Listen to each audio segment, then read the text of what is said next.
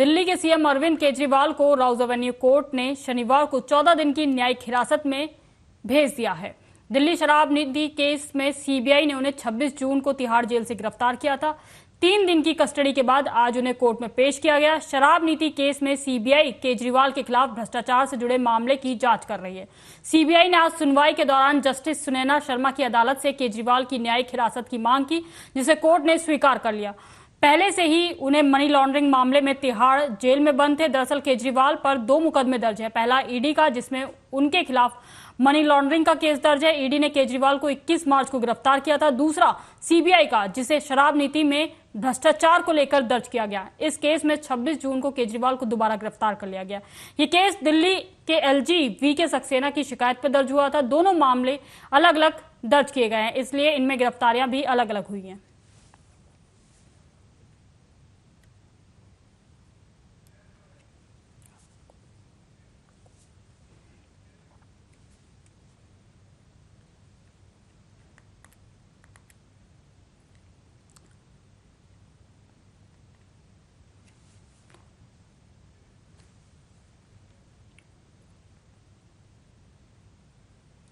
तो वहीं अगली खबर मध्य प्रदेश के बैतूल से है, जहां राष्ट्रीय पक्षी मोर के मरने की सूचना से हड़कंप मच गया है।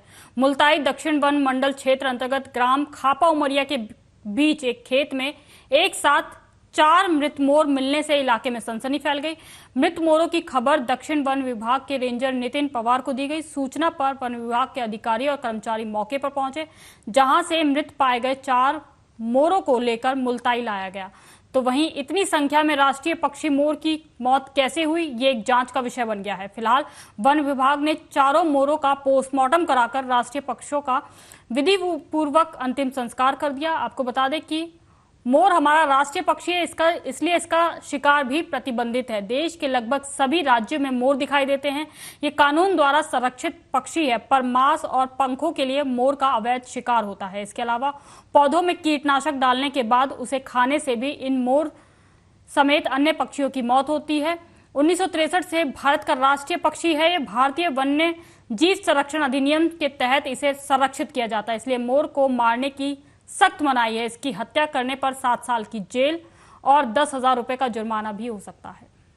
ये जो मोर पाए गए, ये खापा उमरिया के पास से आज सुबह सूचना मिली थी, जिसके आधार पर वन विभाग के कर्मचारी वहाँ गए थे और 4 मृत मोर सर्च के बाद हमको वहाँ से मिले। आगे की क्या प्रक्रिया सर? आगे जो मोर के संबंध में जो SOP होती है, उसके आधार पर PM करवाया गया है। PM रिपोर्ट आने के बाद इसमें और खबर लेंगे। मामले में आप जांच कर रहे हैं? मामले में अभी जांच कर रहे हैं। अभी वहां से मौका स्थल से भी आए हैं, कुछ सैंपल भी हम लेके आए हैं।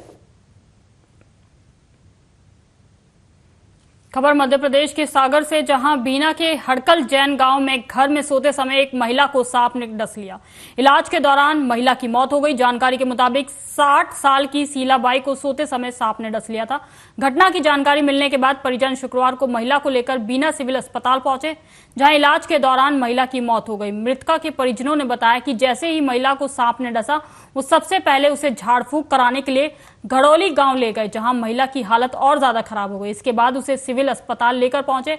इलाज के दौरान महिला की मौत हो गई। घटना की जानकारी अस्पताल प्रबंधन ने पुलिस को दी। पुलिस ने मौके पर पहुंचकर पंचनामा कार्रवाई कर शव का पोस्टमार्टम कराया। पोस्टमार्टम के बाद शव परिजनों को हवाले कर दिया। पुलिस ने FIR दर्ज कर मामले की जांच शुरू कर दी है।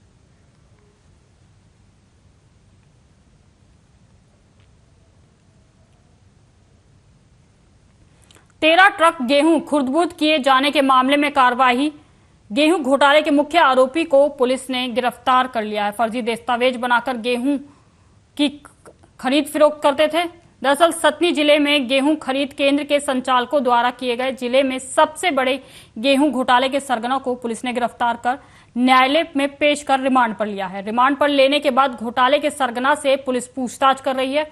गौरतलब है कि सतना जिले के चित्रकूट अनुभोग अंतर्गत आने वाले गांव पंचायत करीगोही स्थित जायतमाल बाबा महिला स्वतः सहायता समूह केंद्र क्रमांक 1 को साल 2024 और 25 में समर्थन मूल्य पर गेहूं खरीदी अधिकृत किया गया था। बीते महीने मई में खरीदी केंद्र से केंद्र के संचालकों द्वारा कूट रचित दस्तावेज तैयार कर, यानी कि फर्जी दस्तावेज तैयार कर 13 ट्रकों में भरकर 3,860 क्विंटल गेहूं, जिसकी कुल कीमत 92,64,000 रुपए बताई गई। सरकारी गोदामों के लिए भेजा जाना था, लेकिन सरकारी गोदामों की बजाय ये सरकारी गोदामों में नहीं पहुंचे और स्वयं सहायता समूह के संचालकों द्वारा फर्जी दस्तावेजों के सहारे 13 ट्रक गेहूं खुर्द-बुर्द कर लिया गया। कुछ समय बाद ही मामले का खुलासा होने के बाद सतना जिले कलेक्टर द्वारा जांच कमेटी गठित कर मामले की जांच कराई गई। जांच के बाद मामला खुलकर सामने आया है कि किस प्रकार खरीद केंद्र के कर्ता धर्ताओं द्वारा फर्जी तरीके से फर्जी दस्तावेज तैयार करके गेहूं को खुर्द-बुर्द कर लिया गया। जांच रिपोर्ट सामने आने के बाद मई महीने में राज्य आपूर्ति निगम सतना जिला प्रबंधक द्वारा 8 नामजद आरोपियों सहित कई अन्य लोगों के खिलाफ थाने में एफआईआर दर्ज कर ली गई है। एसडीओपी चित्रकूट रोहित राठौर ने जानकारी देते हुए बताया कि गेहूं घोटाले के मुख्य सरगना शिवा सिंह पटेल, जिनकी उम्र 26 साल है, उसको गिरफ्तार कर न्यायालय में पेश करने के बाद रिमांड पर ले लिया गया है। एक जो शिवा सिंह पिता केवल प्रताप सिंह 26 वर्ष आरोपी से गिरफ्तार किया गया है और माननीय न्यायालय में पेश करके पुलिस रिमांड पर लिया गया है, जिससे पूछताछ की जा रही है। पूछताछ में जैसे ही अन्य तथ्य सामने आएंगे अग्रिम कार्रवाई उसमें की जाएगी। अब कुल कितने आरोपी हैं मामले में? इसमें और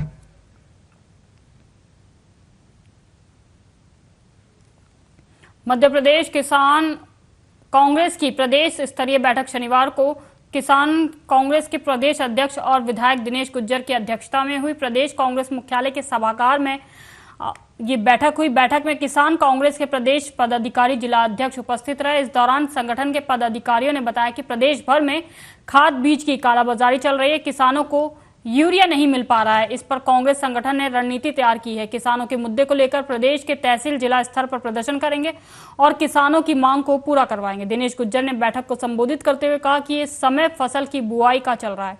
भाजपा सरकार खाद्य और बीज की कालाबाजारी कर रही है, जिससे किसानों को खाद्य बीज और यूरिया नहीं मिल पा रहा है। प्रदेश में व्याप्त बिजली संकट किसानों की सिंचाई को प्रभावित कर रही है। वहीं कम वर्षा से भी किसानों को खेत में सिंचाई करने में काफी परेशानियों का सामना करना पड़ रहा है।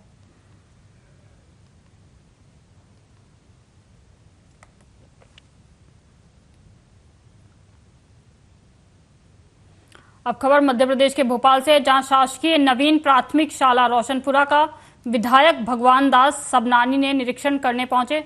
शासकीय नवीन प्राथमिक शाला रोशनपुरा विधायक ने निरीक्षण किया। भगवान दास सबनानी ने बताया कि भोपाल दक्षिण पश्चिम विधानसभा क्षेत्र के वार्ड नंबर 24 के शासकीय प्राथमिक शाला रोशनपुरा में निरीक्षण कर शिक्षा विभाग और नगर निगम के अधिकारियों को आवश्यक निर्देश दिए गए हैं। विधायक भगवान दास सबनानी ने कहा कि हम सभी बच्चों को अच्छी शिक्षा देनी है, जिससे कि हमारा प्रदेश और आगे तेजी से बढ़े। आपको बता दें कि राजधानी भोपाल में सामुदायिक भवन में चल रहा शासकीय प्राथमिक शाला रोशनपुरा चौराहे के पास कक्षा 1 से 5वीं तक के बच्चे पढ़ते हैं।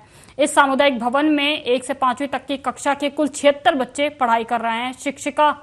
7 शिक्षिका भी एक ही रूम में पढ़ा रही है। मामले में मानव अधिकार आयोग ने जब संज्ञान लिया, इसके बाद क्षेत्रीय विधायक और शिक्षा विभाग के अधिकारी पहुंचे। सामुदायिक भवन के चारों तरफ अतिक्रमण कर रखा है। सामुदायिक भवन की छत भी टूटी हुई है, बारिश में पानी आता है। भवन ये कमजोर बिल्डिंग है, जिसमें बच्चे पढ़ने के लिए मजबूर हैं। दक्षिण पश्चिम से विधायक सबनानी ने यह आश्वासन दिया कि जल्द ही नई बिल्डिंग को बनाया जाएगा।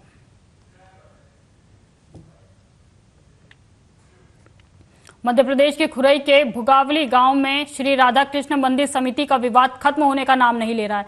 ग्रामीणों ने एक बार फिर मंदिर समिति भंग करने और मंदिर की भूमि पर अवैध कब्जा करने को लेकर एसडीएम के नाम तहसीलदार यशवर्धन सिंह को ज्ञापन सौंपा है। ज्ञापन में उल्लेख है कि गांव में श्री देव राधा कृष्ण और श्री हनुमान जी का मंदिर है। मंदिर के लिए 46 एकड़ भूमि दान में दी गई थी, जिस पर पुजारी द्वारा कृषि काम किया जा रहा है।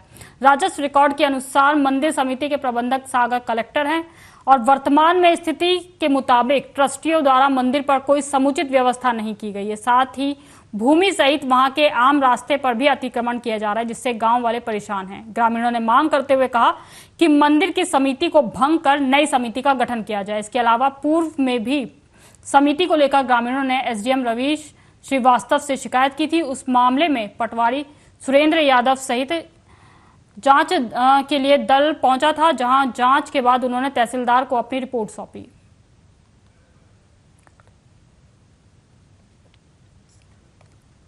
बालाघाट जिले के परसवाड़ा से विधायक मधु भगत ने अपनी सामाजिक जिम्मेदारी निभाते हुए सड़क दुर्घटना में घायल 2 लोगों को अपने वाहन से, अपनी गाड़ी से जिला अस्पताल पहुंचाया।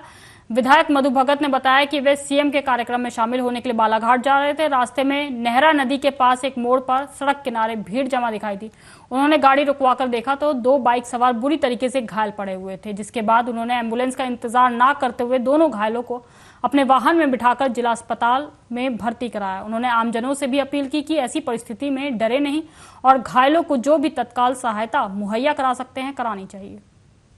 मैं ग्राम चरेगांव से प्रोग्राम सीएम के जो आज के नियुक्त हैं एसपी कार्यालय पुलिस लाइन में आज पुलिस विभाग की पदोन्नति के लिए मैं जब निकला था घर से तो टिटवा नेहरा नदी हमारे यहाँ चरेगांव के आगे पड़ती है, उसके पहले एक टर्निंग है।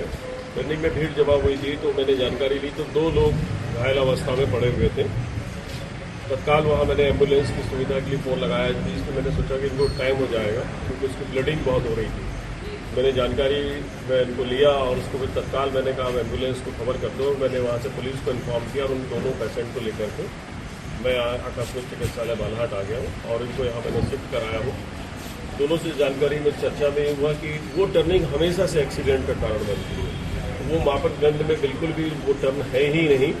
जो NH 543 की जो रोड है वो टर्निंग है वो बहुत खतरनाक है। वहाँ नरसिंह घोटाले की जांच के बीच एक ऑडियो वायरल हो रहा है जिसमें 2 कांग्रेस कार्यकर्ताओं को बात करते हुए बताया जा रहा है। वहीं इस पूरे मामले पर पूर्व गृह मंत्री नरोत्तम मिश्रा ने ट्वीट कर बताया कि कांग्रेस का षड्यंत्र उजागर हुआ है। विश्वास सारंग को फंसाने की कोशिश की जा रही थी जो फेल हुई है। तो वहीं कांग्रेस मीडिया विभाग के अध्यक्ष मुकेश नायक ने पलटवार करते हुए कहा कि ऑडियो कूट रचित है, ऑडियो कांग्रेस के कार्यकर्ता का नहीं है। ऑडियो की जांच के लिए क्राइम ब्रांच को पत्र लिखेंगे मुकेश नायक। हर जिले में पेड़ काटने को लेकर आंदोलन हो रहा है, हर जिले में हो रहा है। यहाँ टीटी नगर में स्मार्ट सिटी के नाम पर जो पेड़ काटे जा रहे थे, जब उन पेड़ों से नागरिक, हजारों नागरिक जाकर चिपक गए, तब इन्होंने अपनी योजना रद्द की। विकास की कीमत चुकाना पड़ती है, लेकिन इतनी कीमत नहीं चुकाई जाती विकास की। आप जितने पेड़ काट रहे हो पहले लगाओ, बाद में विकास के नाम पर उनको काटो। पेड़ लगाते नहीं है, पेड़ काट देते हैं, और जो पेड़ लगाते हैं पता नहीं है वो कहां गए। बीजेपी प्रवक्ता अजय सिंह ने तंज कसते हुए कांग्रेस पार्टी की फैक्ट फाइंडिंग कमेटी को कहा है कि हार का कारण ढूंढने के लिए बैठ के कवायतें केवल नाटक नौटंकी से ज्यादा कुछ नहीं है। कांग्रेस के नेता अभी भी जमीनी सच्चाई स्वीकार करने के लिए तैयार नहीं है। जनता द्वारा नकारे हुए नेता ईवीएम प्रशासन पर ठीकरा फोड़ने की कोशिश कर रहे हैं, जबकि देश भर में राहुल गांधी खुद को सही ठहरा रहे हैं। कांग्रेस के नेता जमीनी सच्चाई से कोसों दूर है। मध्य प्रदेश में कांग्रेस पार्टी के पास ना तो नेता है, ना नीति है और ना ही नीयत है। कांग्रेस पार्टी केवल एक नकारा विपक्ष बनकर रह गई है। कांग्रेस पार्टी की फैक्ट फाइंडिंग कमेटी हार के कारण ढूंढने के लिए बैठकें, कवायतें केवल नाटक नौटंकी से ज्यादा कुछ नहीं है। कांग्रेस के नेता जमीनी सच्चाई स्वीकार करने के लिए तैयार नहीं है। जनता द्वारा नकारे हुए नेता ईवीएम प्रशासन पर ठीकरा फोड़ने की कोशिश कर रहे हैं, जबकि देश भर में राहुल गांधी स्वयं ईवीएम को सही ठहरा रहे हैं। कांग्रेस के नेता जमीनी सच्चाइयों से कोसों दूर हैं। मध्य प्रदेश में कांग्रेस पार्टी के पास न नेता है, न नीति है और न नियत है। कांग्रेस पार्टी एक नकारा विपक्ष बन के रह गया है। पूर्व मुख्यमंत्री उमा भारती ने कहा कि जरूरी नहीं जो भाजपा को वोट नहीं दे वे राम भक्त नहीं है। हर राम भक्त भाजपा को वोट देगा, ऐसा अहंकार हमें नहीं पालना चाहिए। उमा भारती शनिवार को ग्वालियर से भोपाल जाने के दौरान शिवपुरी में भाजपा नेताओं से मिली।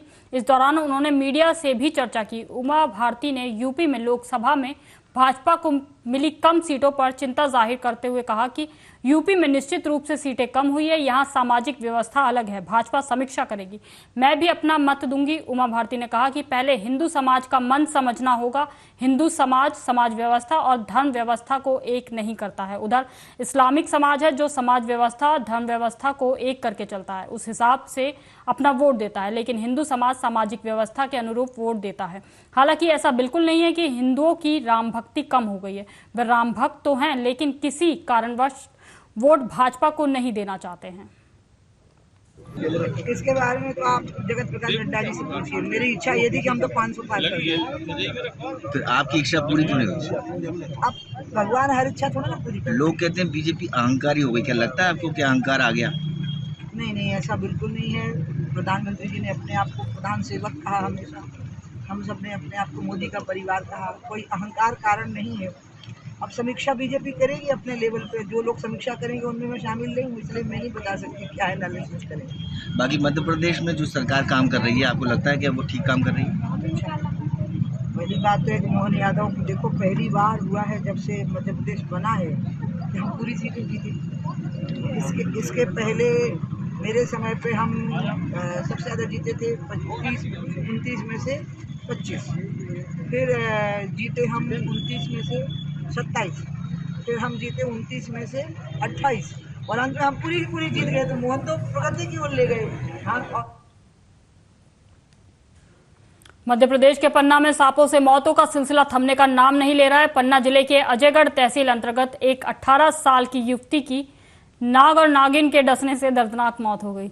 जानकारी के मुताबिक बीते 28 और 29 जून की रात लगभग 3 बजे, जिस समय बारिश हो रही थी, लक्ष्मी सोनी, जिसकी उम्र 18 वर्ष बताई जा रही है, को एक काले नाग और एक नागिन के जोड़े ने डस लिया, जिससे युवती की हालत बिगड़ने लगी। परिजनों ने इलाज के लिए युवती को अजयगढ़ सामुदायिक स्वास्थ्य केंद्र में भर्ती कराया, जहां डॉक्टर के द्वारा प्राथमिक उपचार दिए जाने के बाद गंभीर हालत को देखते हुए जिला अस्पताल पन्ना रेफर कर दिया गया। जिला अस्पताल पहुंचने पर डॉक्टरों ने नाजुक हालत को देखते हुए मेडिकल कॉलेज रीवा रेफर कर दिया, लेकिन रीवा पहुंचने से पहले ही देवेंद्र नगर के पास ही लड़की ने दम तोड़ दिया।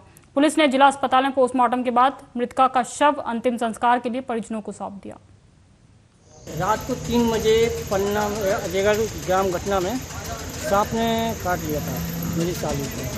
तो ये लोग 3 बजे रात को बरसात के समय को बारिश हो रही थी, तो वहाँ से गए अजयगढ़। अजयगढ़ में लोगों का ट्रीटमेंट चला। वहाँ पर ट्रीटमेंट चलने के बाद में उन्होंने पन्ना रेफर कर दिया। पन्ना रेफर करने का यहाँ पर ट्रीटमेंट चला पन्ना में, और देवेंद्र नगर के पहले बच्ची खत्म हो गई। रीवा रेफर किया। दिल्ली के शकरपुर इलाके में स्थित एक होटल के कमरे में पहले से अनुमति लिए बिना छापेमारी करने के आरोप में लक्ष्मीनगर थाने के थाना प्रभारी समेत 4 पुलिस अधिकारियों को गिरफ्तार कर लिया गया है। अधिकारियों ने शुक्रवार को ये जानकारी दी कि गुप्त सूचना के आधार पर उन्होंने ये रेड की थी, जिसके बाद पुलिस निरीक्षक प्रकाश रॉय ने लक्ष्मीनगर थाने के 3 अन्य पुलिस अधिकारियों के साथ 29 मई को शकरपुर इलाके में एक होटल के कमरे में छापा मारा। एक वरिष्ठ पुलिस अधिकारी ने बताया कि क्योंकि छापेमारी के लिए कोई पहले से अनुमति नहीं ली गई थी, इसलिए मामला संदिग्ध लग रहा था और पूर्वी जिले के वरिष्ठ पुलिस अधिकारियों ने इसकी जांच की। जांच के आधार पर मामले में स्वतः संज्ञान लेते हुए शकरपुर थाने की में आईपीसी की धारा 420, 388 और 120 बी के तहत मामला दर्ज कर लिया गया। पुलिस ने बताया कि लक्ष्मीनगर पुलिस टीम ने एक होटल में छापेमारी की और उन्होंने हरियाणा के जिंद के रहने वाले एक व्यक्ति को 24 लाख रुपयों के साथ पकड़ा।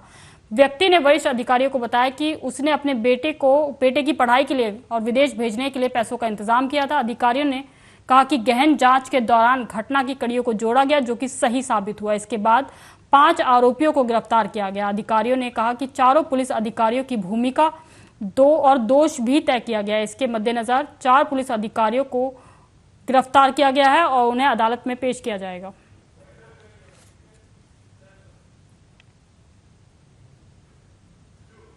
फिलहाल अभी के इस बुलेटिन में बस इतना ही। देश दुनिया की तमाम खबरों के लिए आप देखते रहें आर्या न्यूज।